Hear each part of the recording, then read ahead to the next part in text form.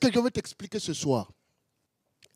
Beaucoup de personnes n'arrivent pas à prier et ne voient pas de résultats dans leur prière à cause de ça. Dans les versions que nous avons lues, on nous explique qu'Élie était un homme de la même nature que nous.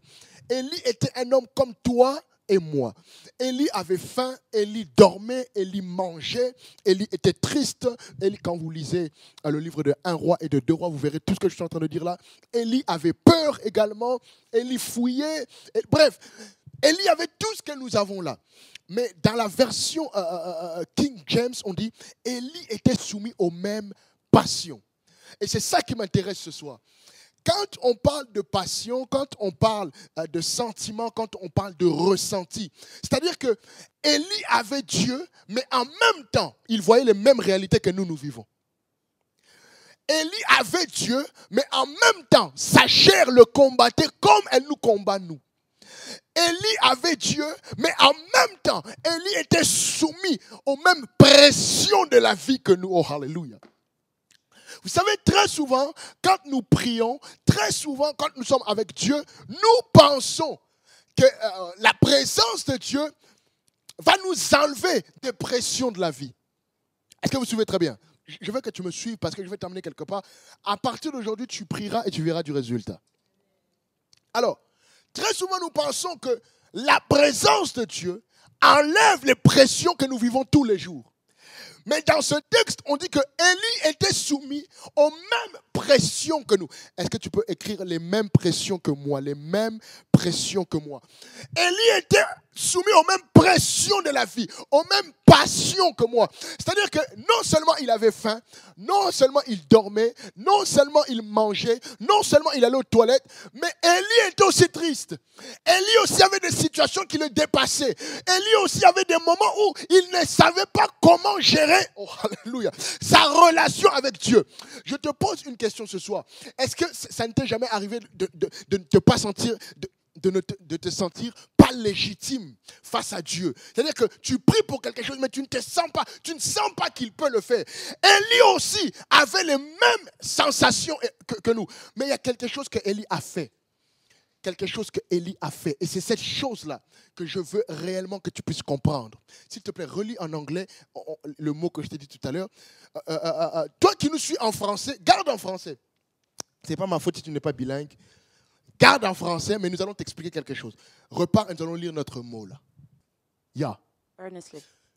Ce mot veut dire gagner, mais au fait, c'est dans le sens que Élie a prié avec le désir de recevoir la chose.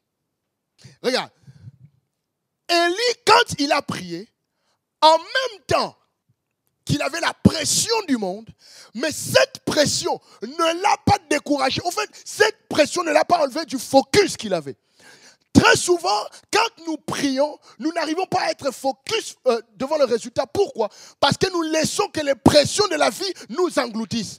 Si tu veux voir un résultat dans la prière, ta passion dans la prière, ta détermination dans la prière ne doit pas bouger face aux situations. Est-ce que vous comprenez très bien?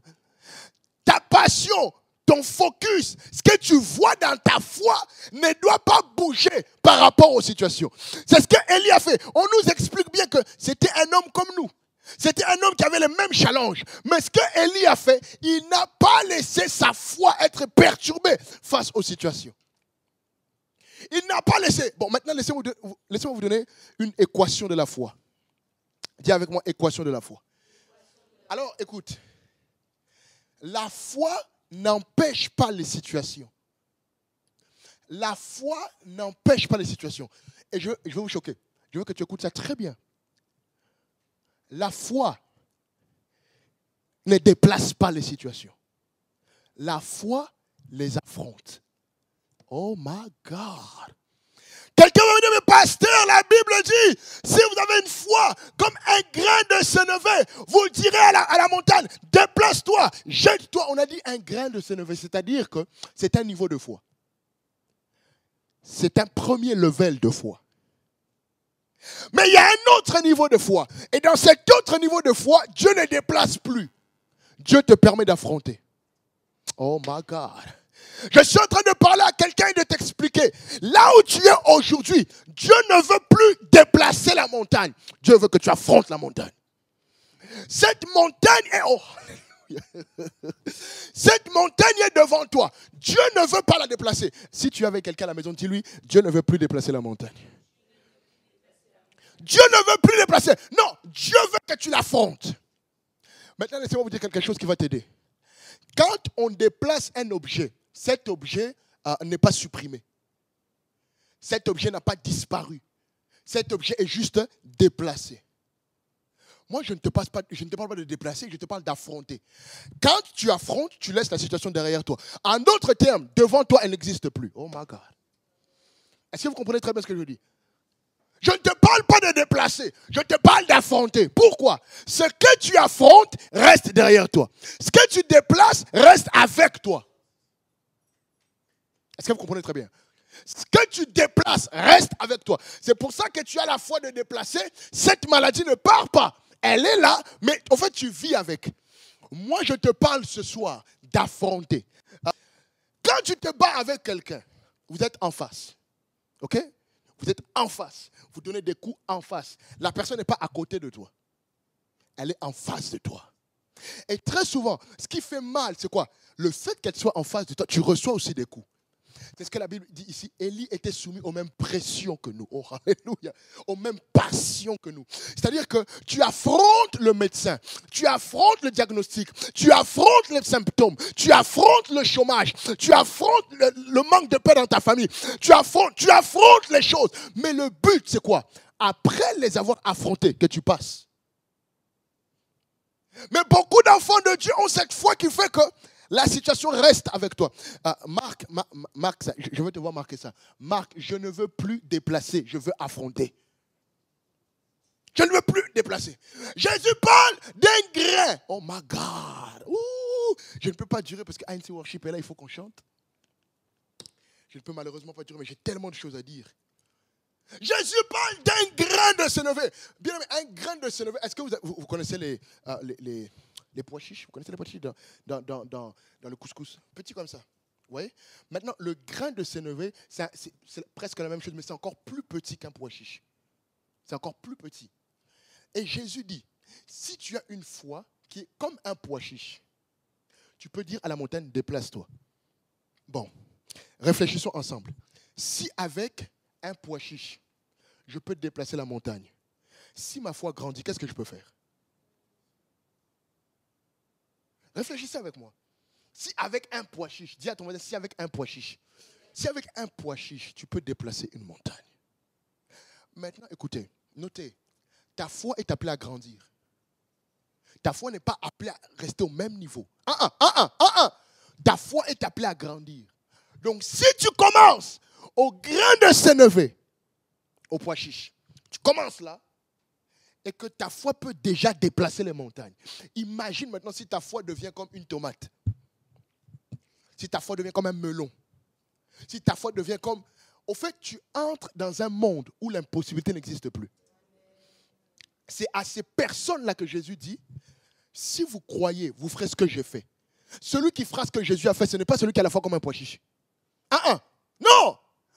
Élie avait, oh alléluia, merci Seigneur que je m'appelle Élie. Il avait une foi plus qu'un pois chiche, c'est-à-dire quoi? Oh merci Seigneur. Les passions, les pressions, l'oppression de la vie ne bougeait plus qu'il croyait. C'est terminé. Quand tu passes ce cap-là, la vie est devant toi. Ce n'est pas que tu ne vois pas, mais cette vie n'a plus de pression sur toi. Ma prière pour toi ce soir, c'est que tu atteignes ce niveau de foi. Maintenant, laissez-moi vous dire quelque chose de très simple. Dieu ne changera jamais les réalités du monde pour toi. Allô? Dieu ne le fera jamais. Écoutez, les problèmes, nous les avons trouvés sur la terre. Nous parcourons la terre avec. Nous les laisserons quand nous allons partir. Ceux qui viendront avec nous les trouveront. C'est-à-dire quoi? Les réalités de cette terre ne bougeront pas pour toi. Mais qu'est-ce que Dieu fait? Dieu fait que dans la même terre, où il y a les mêmes problèmes que tout le monde, toi, il te donne il te donne un monde parallèle. Oh my God. Dieu te donne un monde dans lequel tout est possible. C'est quoi ce monde? C'est la foi. C'est-à-dire que tu es dans la même réalité que tout le monde, mais tu ne vis plus les mêmes résultats que tout le monde. Tu es dans la même réalité que tout le monde. C'est-à-dire quoi? On dit l'économie ne va plus bien. Après la pandémie, tout va mal. OK? Mais pour ceux qui sont en Jésus-Christ, ils sont dans un autre monde. Dans une autre réalité. On dit que non, il n'y a pas de travail. Mais pour ceux qui sont en Jésus-Christ, ils sont dans une autre réalité. On dit que, n'est-ce pas, les gens sont malades, etc. Mais pour ceux qui sont en Jésus-Christ, ils sont dans une autre réalité. Frères et sœurs, je te parle ce soir, non pas de déplacer les pressions, mais de les affronter. Vous savez, beaucoup de chrétiens sont des mythos. Marc, je suis un mythomane.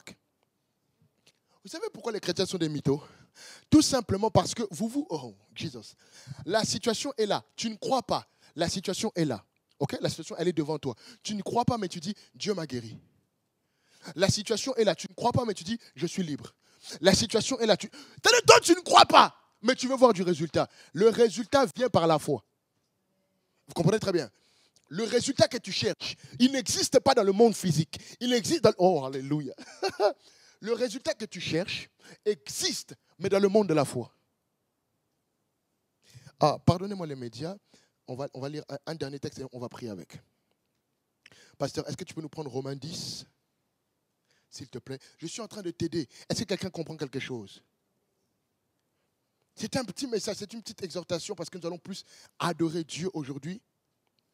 Romains 10, 17. Nous allons adorer Dieu avec ANC Worship. Mais je voulais d'abord que tu comprennes quelque chose. On y va. Romains 10, 17. Ainsi la foi vient de ce qu'on entend. Oui. Et ce qu'on entend vient de la parole de Christ. Maintenant écoutez. Pasteur, est-ce que tu peux reprendre tout doucement? On y va. Ainsi la foi. La foi. Oui. Vient de ce qu'on entend. De ce qu'on entend. OK? Et après ce qu'on entend, il y a quoi? Une virgule. Est-ce que vous comprenez très bien? Je vais vous expliquer quelque chose. Merci, pasteur. Je vais vous expliquer quelque chose. Dis à ton voisin, écoute le pasteur. Toi qui es là, écris, j'écoute le pasteur. Quand on parle de la foi, on parle de croire. Vous me suivez? Quand on parle de la foi, quand vous dites la foi, c'est croire. Mais la foi en Christ n'est pas la seule foi qui existe. Est-ce que vous comprenez? La foi en Christ n'est pas la seule foi qui existe.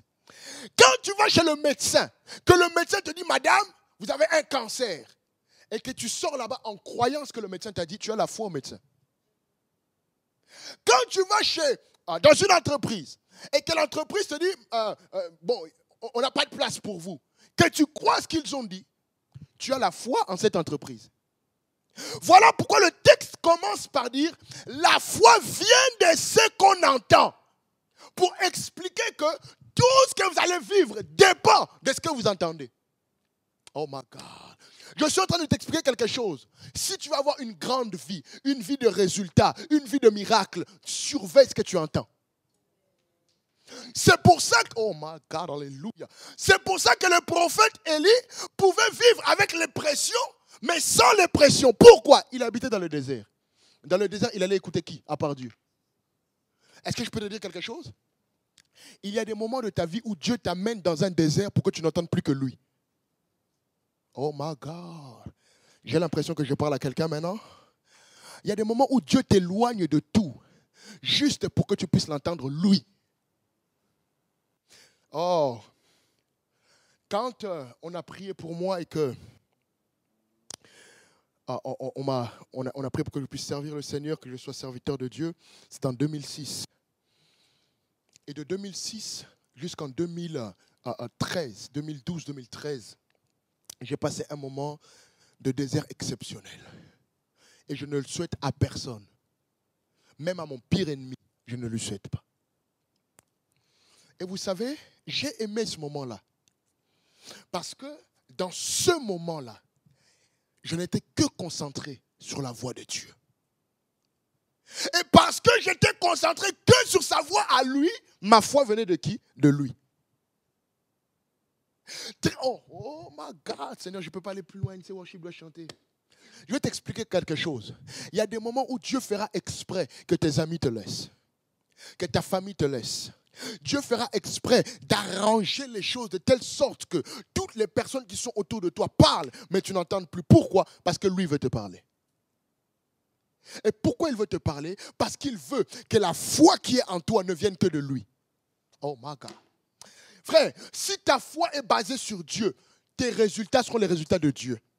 Si ta foi est basée sur Dieu, ta compréhension sera la compréhension de Dieu. Voilà pourquoi Élie était un homme comme nous, mais qui n'entendait pas ce que nous entendons. Vous comprenez maintenant? Élie était un homme comme nous, avec les mêmes réalités que nous, mais il n'entendait pas ce que nous entendons. Oh my God, j'ai envie que tu comprennes ça. Frère, tu n'arrives pas à ton miracle parce que tu n'entends pas la bonne personne. Dis ça à ton voisin. Pasteur, maintenant, est-ce que tu peux terminer le texte? On s'était arrêté où? À la virgule. Maintenant, regardez comment Paul conclut son texte et après on va aller dans Parole de vie. Écoutez maintenant. Et ce qu'on entend vient de la parole de Christ. Vient de la parole de Christ. Parole de vie, s'il te plaît. Parole de vie. Est-ce que moi je l'ai? Oui, je l'ai là. Tac. On devient croyant. Quand on écoute le message. Quand on écoute le message. Comprenez, on n'a pas dit on devient croyant quand on écoute l'évangile. On n'a pas dit on devient chrétien quand on écoute le message. On dit on devient croyant quand on écoute le message. C'est-à-dire, à partir du moment où tu crois en quelque chose, tu deviens croyant. Mais ça ne veut pas dire que tu crois en la bonne chose. Je sais qu'il est tard, mais il faut te réveiller là. Il faut vraiment suivre. Quand tu crois, ce n'est pas forcé que tu crois en la bonne chose. Mon problème avec toi ce soir, c'est de t'amener à devenir comme Élie. Que tu entendes la bonne personne. Que tu entendes la bonne voix. Pourquoi? Parce que les problèmes ne bougeront pas. Mais la voix, tu peux la changer. Oh my God. Frère, les problèmes autour de toi ne bougeront pas. Mais la voix que tu écoutes, tu peux la changer. Relis encore la fin, après la virgule, c'est quoi? Et ce message, c'est la parole du Christ. Louis II dit, et ce qu'on entend vient de la parole de Christ. Voilà comment je l'explique. Ça, tu peux écrire. Voilà comment je l'explique. Merci. Quand on dit cela vient de la parole de Christ, il faut comprendre Christ, ça veut dire quoi? Tout le monde écrit Christ égale oint. Ok? Oint. O-I-N-T. Oint. On entend vient de la parole de Christ. Si nous traduisons ça en entier, ça veut dire que cette parole-là qui procure la foi vient de la parole ointe ou de la parole d'un oint. Ça veut dire que parfois, tu peux même entendre un message, mais qui n'est pas oint. Voilà pourquoi tu dois faire attention à ce que tu écoutes. S'il y a quelqu'un qui te dit, fais attention à ce que tu écoutes. Toi-même écris, je fais attention à ce que j'écoute. Je fais attention à ce que j'écoute. Je fais attention. Pourquoi? Parce que ce que tu écoutes déterminera, oh my God, ce que tu écoutes déterminera l'attitude que tu auras dans une situation. Est-ce que je peux vous choquer?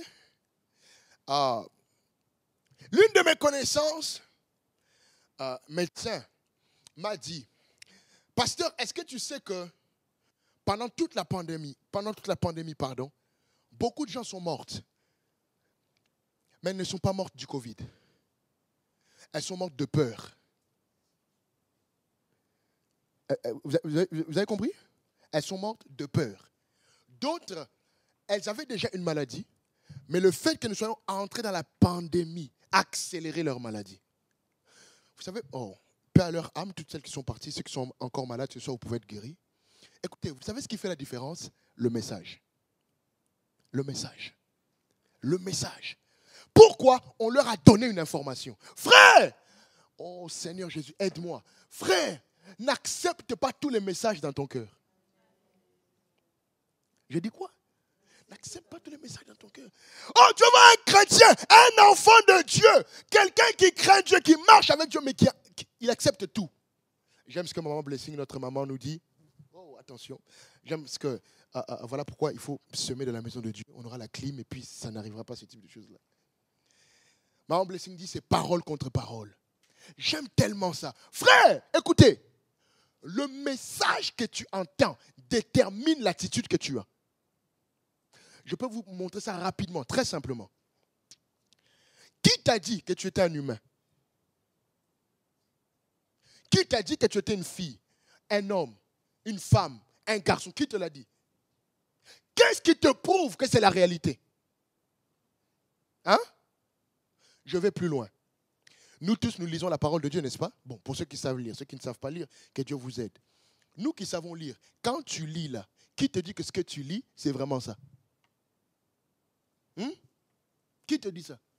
Qui te dit que le A, c'est le A? Peut-être qu'en réalité, le A, c'est Y. Et je vais plus loin. Quand vous allez dans une autre langue, vous voyez que les mêmes lettres n'ont plus le même sens. Qui leur dit à eux que c'est ça et à nous que c'est ça? L'information. On nous a donné une information. On t'a dit, toi tu es un garçon parce que tu as ça, tu as ça, tu as ça, tu as ça. Ok, je suis un garçon, c'est bon. Toi tu es une fille parce que tu as ça, tu as ça, tu as ça. Ok, je suis une fille. Imaginez qu'on nous a dit l'inverse. Tu es un garçon, mais toute ta vie on t'a dit que non, tu es une fille.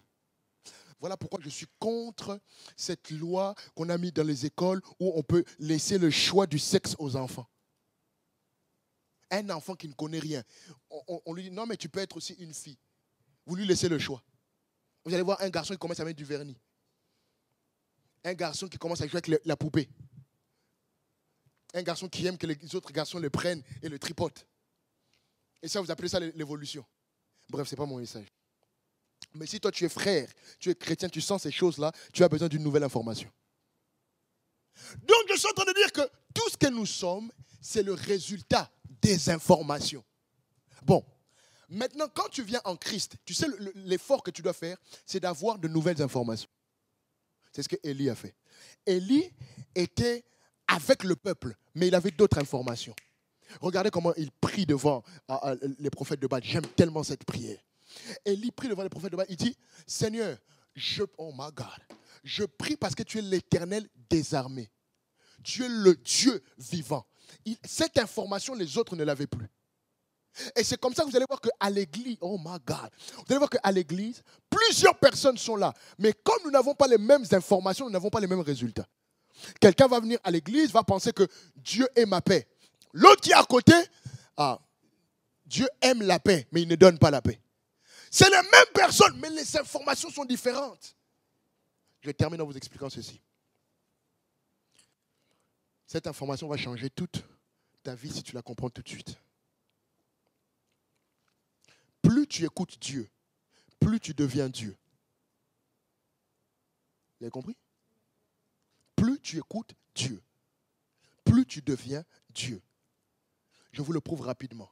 Genèse chapitre 1, verset 26. La Bible dit, Dieu créa l'homme à son image, à sa ressemblance. Ça, ce n'est pas le problème. Le seul standard que l'homme avait, c'était lequel? Celui de Dieu. Voilà pourquoi vous verrez que dans Genèse chapitre 2, à partir du verset 7, on dit que l'homme pouvait même nommer les animaux. Pourquoi? Il était Dieu.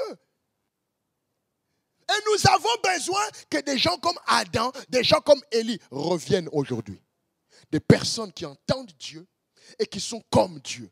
Des personnes qui ne dépendent pas des humeurs présentes. Des personnes qui ne dépendent pas des situations présentes. Je veux que tu écrives à partir d'aujourd'hui, je ne dépendrai plus des situations présentes. Comment? Oh, vous allez voir un chrétien qui est malade et qui commence à pleurer. Never, jamais. Tu es chrétien, le médecin te dit, madame, en tout cas, nous voyons que vous avez l'hépatite B et vraiment là, il vous reste 14 jours à vivre. Dis-lui, monsieur, je vous renvoie ça au nom de Jésus. Merci, mais non merci. Ça va aller. C'est bon. Toi, qu'est-ce que tu vas faire? Tu commences à sortir, tu pleures. Et puis, oh, Jesus.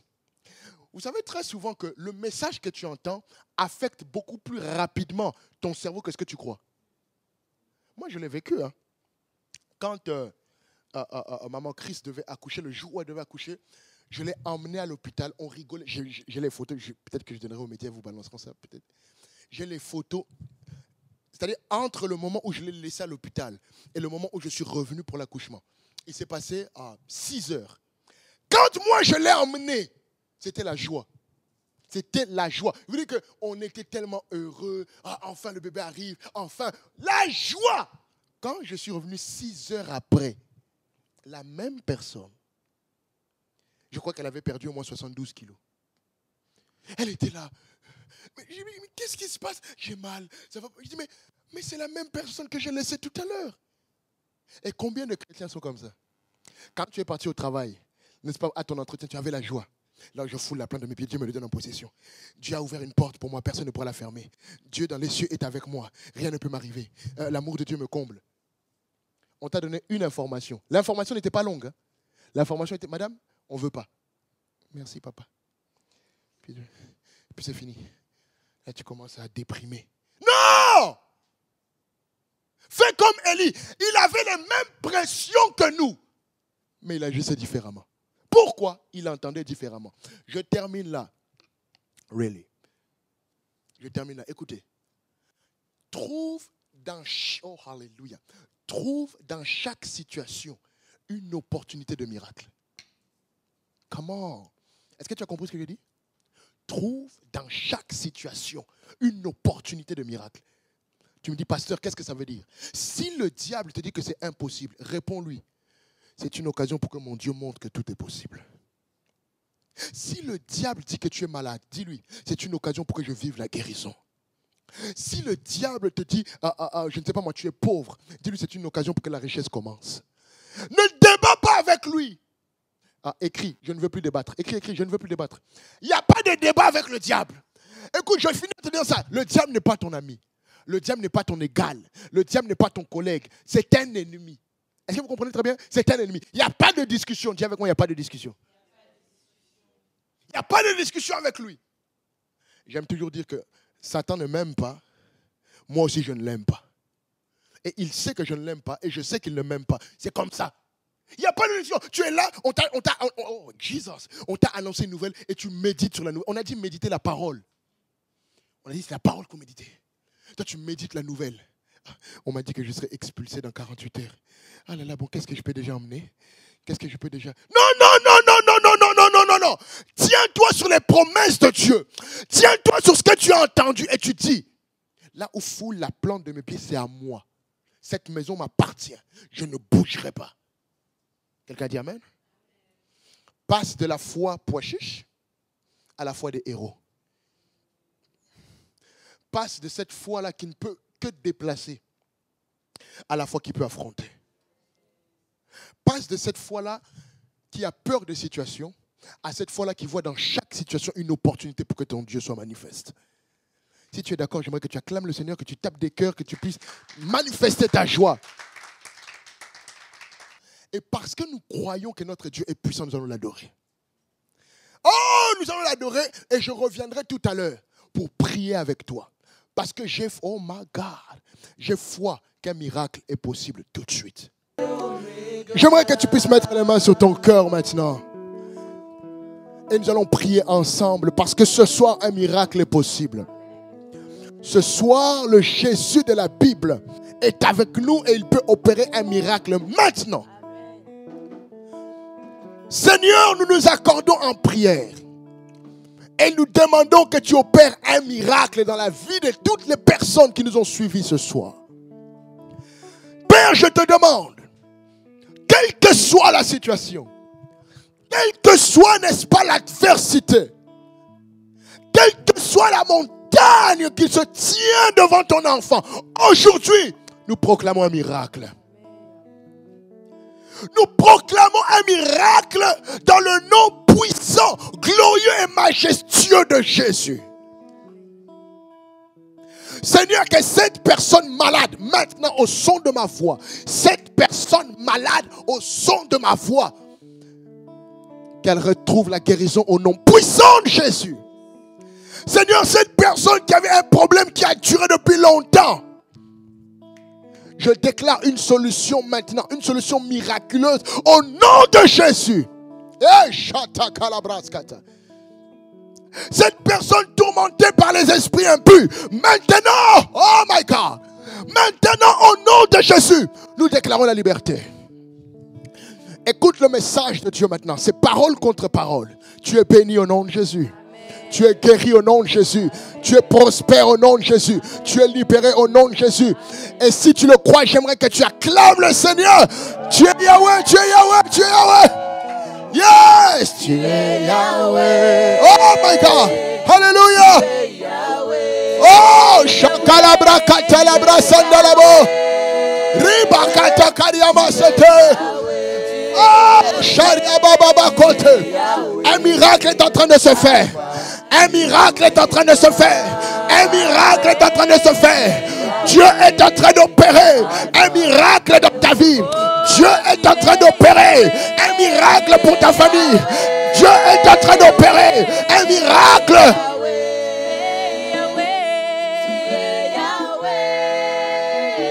Les choses tournent en ta faveur maintenant. Les choses tournent en ta faveur maintenant. Je vois les anges de Dieu tourner les choses en ta faveur. Tourner les choses en ta faveur. Tourner les choses en ta faveur. Encore tu es Yahweh. Tu es Yahweh encore. Alléluia. Mabrakata la karias kamaskate. Suprakatorias kamandele le boshete. Ribababa kataria kahate. Keraba kandere bobo sheke. Sopra makato kariba. Un miracle est en train de se faire. Un miracle est en train de se faire. Oh my God, une dernière fois. Une dernière fois. Une dernière fois. Chante-le avec nous. Élevons tous nos mains. Élevons tous nos mains très haut. Dieu est en train d'opérer un miracle. Oh, oh, oh, oh, oh, oh, oh, oh. Oh. Et j'aimerais que tu acclames très fort le Seigneur Jésus. Que tu pousses des cris de joie. Que tu acclames pour ton miracle. Que tu acclames pour ta guérison. Que Dieu te bénisse. Nous nous voyons demain à la même heure. Demain à 19h. Demain, ce sera le jour de notre intercession prophétique. Écoute, je t'invite à ne pas manquer. Ne manque pas ce rendez-vous. Demain à 19h pile, nous serons en ligne avec toi. Ce que je te demande de faire, écris à www.kansi.fr. Tu as un sujet de prière. Envoie ton sujet de prière. Quel que soit le... Il n'y a rien qui soit trop grand pour notre Dieu. Il n'y a rien qui soit impossible à notre Dieu. Alors, écris dès maintenant www.kansi.fr. Écris ton sujet de prière et demain à 19h, nous serons ici. Cette fois-ci, pas avec ANC Worship, mais avec les hommes et les femmes de Dieu. Nous serons là pendant 45 minutes à prier pour toi, à prier pour ton sujet, à prier pour ta famille. Partage cette information autour de toi. Pourquoi? Parce qu'un miracle va s'opérer. Que Dieu te bénisse. Passe une belle soirée avec Jésus. On se voit demain. Shalom. Bye bye.